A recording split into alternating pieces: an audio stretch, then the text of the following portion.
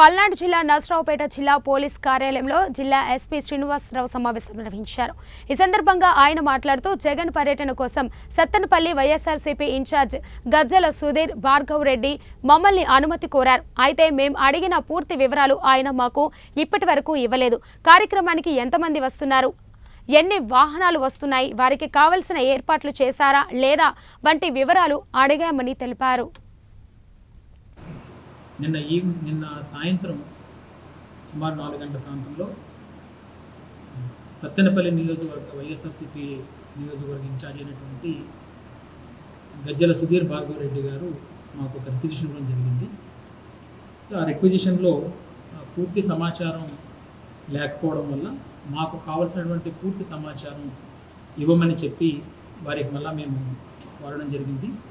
దానికి సంబంధించినటువంటి డీటెయిల్స్ ఎందులో ఇవ్వాలనే ఫామ్స్ కూడా ఆయనకి ఇవ్వడం జరిగింది. కానీ ఇప్పటి వరకు ఇంకా మాకు అసలు హ్యూజ్ క్రౌడ్ వస్తారని చెప్పి మెన్షన్ చేయడం జరిగింది. ఎంతమంది రావడానికి ఆస్కారం ఉంది, అక్కడ ఏ విధమైనటువంటి క్రౌడ్ ప్లానింగ్ చేస్తున్నారు, ఆ చుట్టూ ఉన్నటువంటి ఫీల్డ్స్ ఓపెన్ ఫీల్డ్స్ ఉన్నాయి కాబట్టి బ్యారికేడింగ్ అనేది ఏ విధంగా ఉంది, అట్లాగే ఈ 76 కిలోమీటర్స్ సుమారు తాడేపల్లి నుంచి ప్రపోజ్డ్ ప్లేస్కి ఉంది.